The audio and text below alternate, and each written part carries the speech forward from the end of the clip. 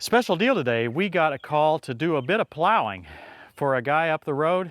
Just a little too far to drive Johnny 5, so we're gonna load him up. Let's get started.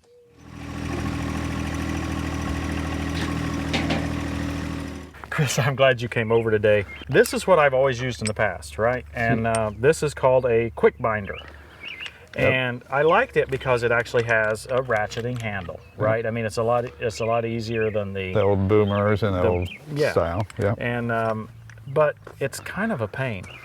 Really, I have to have 3 hands because I have to hold both of these while I crank. While we undo it. Yeah. It was the best, and I've recommended them. I think I've even got them on my Amazon store, Amazon.com/shop/tractortime with Tim. They're fine, but we got something better. Look at this, Chris. This is like a big truck brake adjuster. Is what I think it is, right? And it's been modified a little bit. It's got this right here on the side, and we can hook it up. Well, here, I'll just run it without it being hooked up. You just grab one end of the chain there. See how this works? I can crank it right in there. So you're letting your tools do all the work for you. Yeah, I don't have to do any of the work. So this is a 14mm socket right here. And you can even order the fancy DeWalt drill with it, right? And that's got, what, 3 speeds on it, so you can undo it quickly and you can have additional torque if you need to pull it tight. So we just hooked this up like a regular binder. Hook it right there above that length. Stretch it as tight as practical here, Chris, right? Yeah. And since we've got this slack here, it should be fine. Make sure I get it hooked reasonably. Yeah. And usually this top one is where I have the problem, so I hold on this end.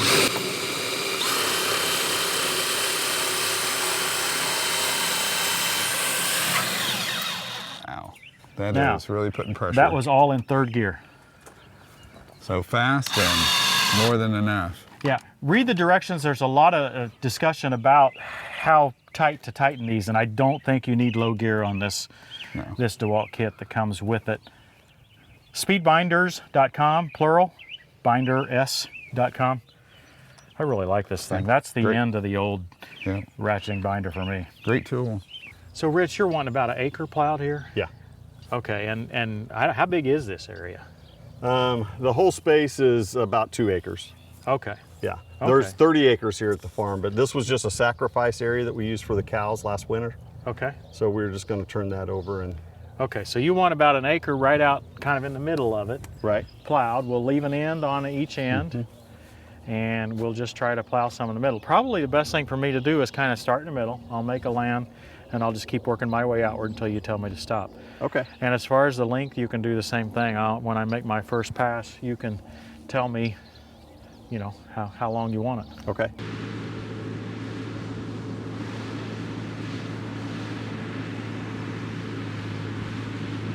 So you're wanting to grow corn, and you've chosen open pollinated corn. Why? Yeah.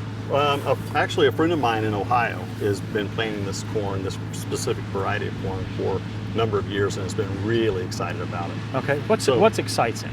I think the process of just doing it on his own farm, on his own land, that's kind of what excites us too, of being able to save off the best ears for your seed, and be able to come back year after year. We're a small farm, just a small family farm. We started doing this just really to kind of grow our own food, as much of it as we possibly could. Okay. And so we try to limit the inputs that we're bringing into the farm. So all of the cows that we've got are all grass-fed. They're born here, raised here. You know, the only grass or hay that they get, we grow. So we know exactly everything that's in it. I can't say that for our chickens or our hogs. Okay. So we're starting to now, you know, branch out a little bit and look at, could we grow our own corn? Okay. And to be able to do that with as few inputs from off-farm as possible. Okay. So that's why we were looking at the open pollinated and non-GMO. Now when I get started here, is your disc working? Did you get it working? Yeah, the only thing I've got a lug that's broke. One lug bolt on the tire? Mm-hmm. Oh, that's probably not on the disc. Yeah.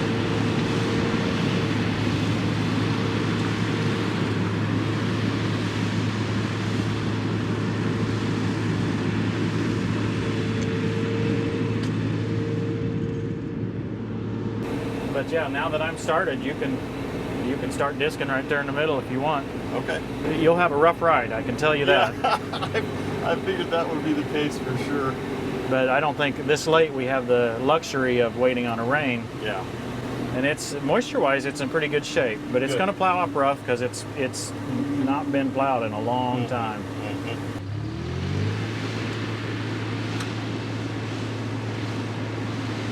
I've got to adjust my lift arm, Christy, because my wheel's going to be in the furrow. So I'll have to lift it up.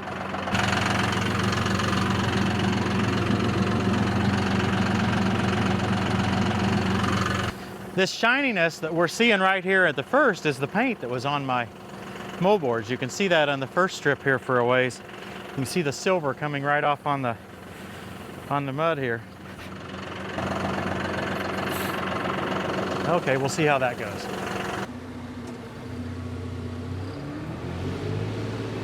So from a fertilization standpoint, you're going to try to let the manure do it? I want to do it this year that way and see how it does. This area that we're going to do today is our sacrifice area from last year. So the cows were here from early November until just a month ago. So by sacrifice, you mean that the pasture essentially got worn out because they were out there all winter? Right, right. This is where we had a feed lot set up here where we moved hay around, and they just kind of, by the way that we did it, just kind of distributed that manure everywhere throughout this area. Hey, that's the cheapest and easiest way to spread manure. I didn't have to spread any of it. They took care of it for us.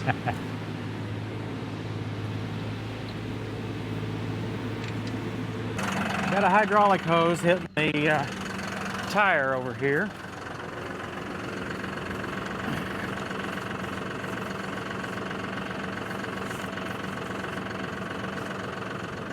There we go. So I actually think fertility-wise, you'll be all right this year. This hasn't been farmed in a lot of years, and I don't think you've taken hay off of it. I guess it has been grazed, but you've had manure. So I think fertility-wise, you'll be all right this year. I'm concerned a little bit about weed control. Yeah. Have you thought about that very much? Well, some, but what we're looking at is, really just trying to get out ahead of it and not let it get away from us. Okay. But as far as the plan, I mean, I'm even looking for more advice from you. Even maybe some of your viewers could chime in on some of that too. This would do a lot better job plowing if I could go a little faster. I'm in B1 right now. I'm going to go to B2. Don't know if I can pull it. Maybe hard for me to keep up with the drone. This might be an interesting series. If we have a chance to get out here often enough, I think this could be an interesting series, maybe a comparison with what we do on our own property, because we're taking exactly the opposite approach growing our sweet corn on our property, right? We're not trying to be organic. We're not trying to. We're not concerned about GMOs. We use fertilization heavily, and we use herbicides, right, to control the weeds. So I think it might be a very interesting contrast to see how good we can do growing this. So I think to that end, I think we probably need to get you a little cultivator. Yeah. Because we'll have to get out here and attack those weeds. If we're not going, you're not going to use any herbicides, right? Correct. We're not going to spray anything. No, we won't add anything to the soil, and we won't spray anything either.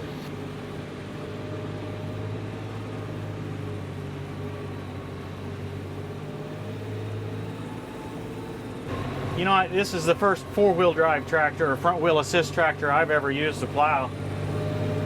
It's really nice to have those extra tires scratching and digging up there for me.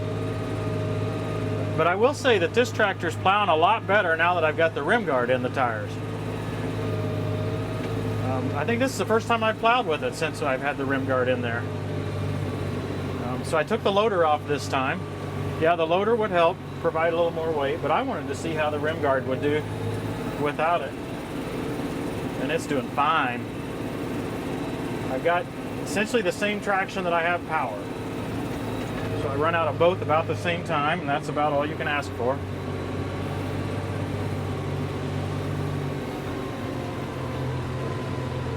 Sometimes when I go over those little bitty knobs like that, I'm actually plowing deeper than I need to be.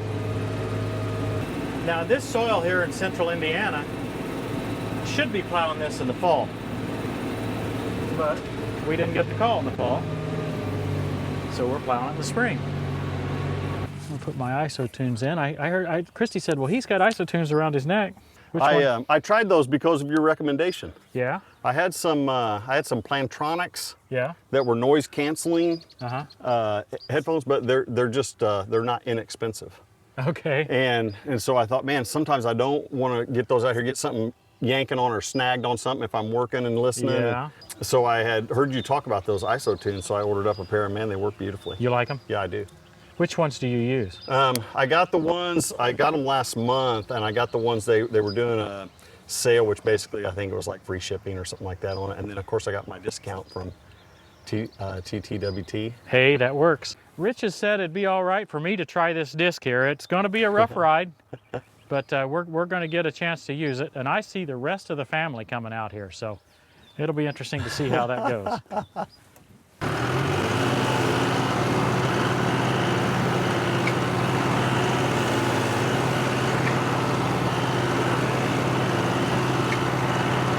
Stay on. How's it feel? Not having any issue with it. You're feeling the wind in your hair, right? It's riding a lot better than what I expected, to be honest. Me too. I was a little bit nervous climbing on the side.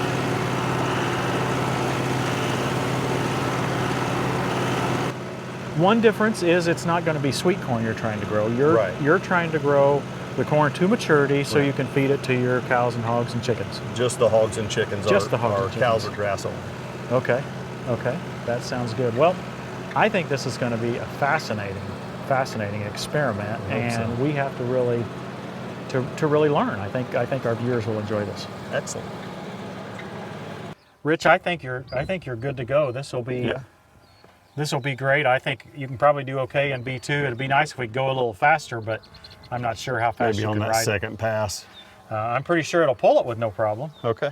I don't think it had any problem with that, and I'll get back in the plow and see how it goes. I think you ought to get your ISO tune, so. I'll do it. For me, it's a one-time shot. He can disc all afternoon, but for me, it's a one and done.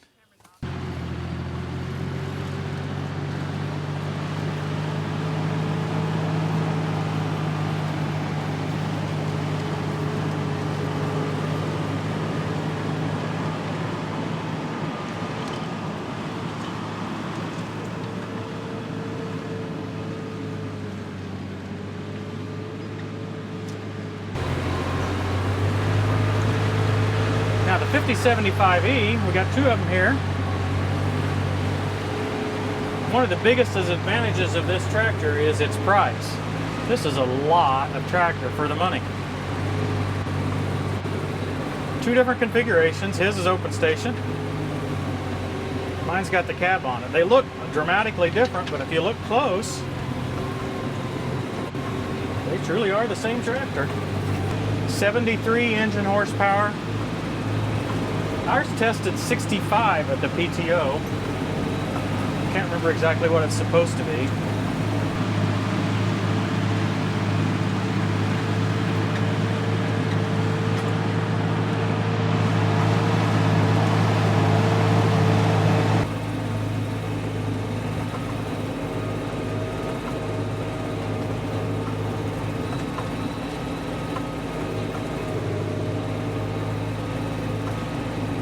You know, maybe we should deal with some basic questions, just questions of the difference between plowing and disking and why we should do each one.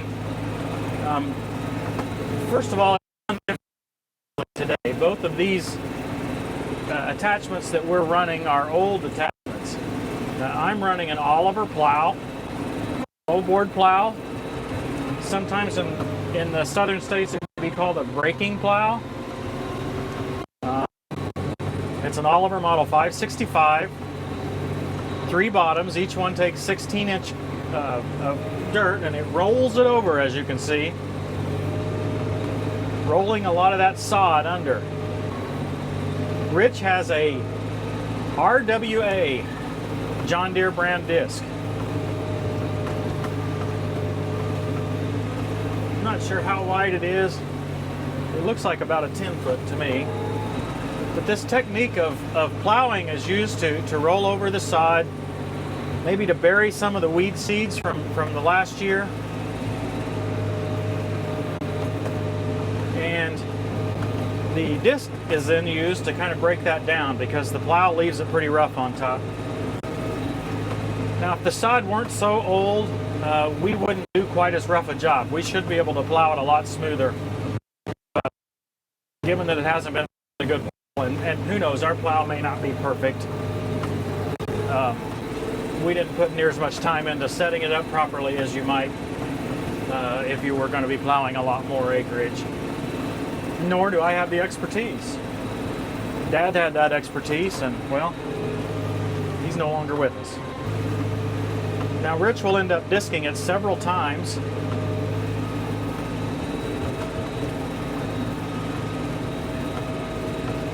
To get it smoothed down, ready to plant. So you're raising chickens, hogs, cows. Right. Are you raising them for sale, or are you raising them just to feed your family? What's going on there? Yeah, both. It really started, Kathy and I, my wife and I, we just kind of lost some confidence in what we were getting out of Kroger and Aldi's. Okay. Nothing against Kroger and Aldi's, guys. No. We were in a unique situation. We both grew up on farms. Right. And we were small farms that we raised a lot of what we ate. Yeah. And so we had the benefit of kind of knowing something about that. We hadn't been doing it for a long time, but we bought this farm with the idea of just seeing how much of our own food could we produce. Okay. And we started with simple stuff, just small things like chickens and rabbits, and then we added hogs, and then we added our cows. Okay. Then we added bees, and of course Kathy's gardening. Now we've even started this year selling a little bit of our produce. So what happened was family and friends just began to taste what we were raising, and they were just amazed. Okay. We had folks say, well, I didn't know that pork wasn't white meat. I didn't know that eggs were supposed to stand up thick in a skillet. Just things like that, and the flavor and the quality of what we've got when we do it this way. Rich said he found that disc for $200. It's interesting because those old discs, if you can find them and if they're in decent shape, they may be cheap because no real farmer, I might say, is interested in getting one. But they're perfect for a smaller hobby farm. It's a lot cheaper than the new disc like we have, the Monroe Toughline. If you want to get a new one, we get ours at monroetoughline.com. It's an 8-foot disc. It's probably a little better disc than his because their blades are bigger. His blades are pretty much worn out. It's a lot cheaper. $200. I would say $1,500 is still a decent price for a disc like that. And it's going to be pretty wet where I'm coming up here. He's put hay out there, and the cows have spent a lot of time there. And it'll be interesting to see if I can kind of pull it through here or not. Folks began to come to us and say, hey, could we get some of that? And I thought, well, yeah, I guess I could do a few extra pigs or a few extra calves or whatever. And so it just kind of grew into that. So 4 years ago, we actually incorporated the farm and began doing a little bit of marketing. We do online. We've got a website that's online, and we've got some sales that we do through family and friends. And this year is our first year to do any markets. Okay. So Kirkland, which is just 3 miles from us, has a monthly second Saturday flea market. Okay. And starting this year, May was our first booth. Okay. And it was already more successful than we thought it might be. So what we raise a lot of it for ourselves, then we raise also for sale. And folks can get that grass-fed, grass-finished beef, eggs, chicken, pork, honey, maple syrup. We have all that on the farm. Sounds good.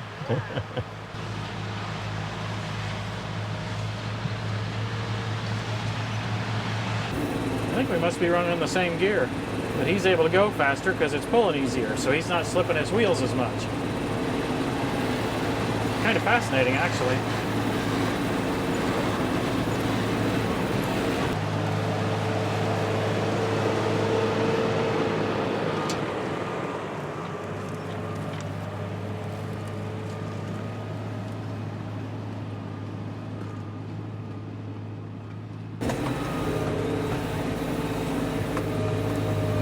gonna guess this is about all he needs.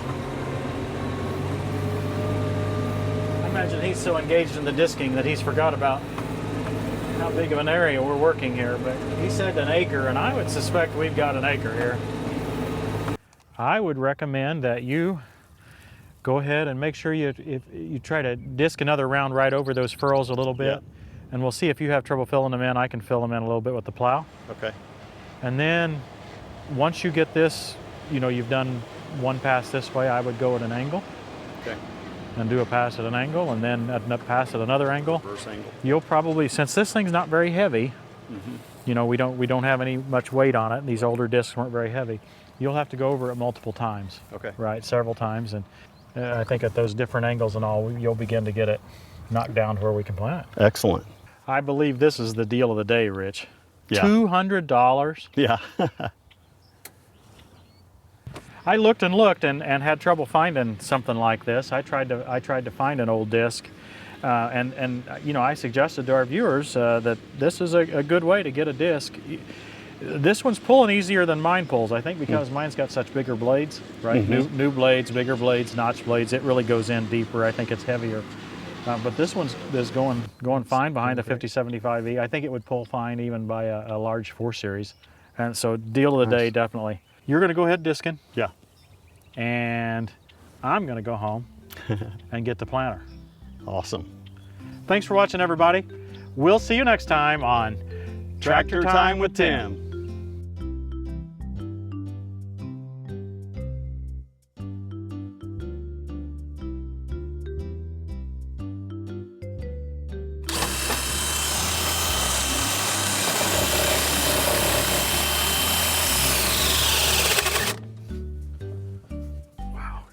That's in that 3rd gear.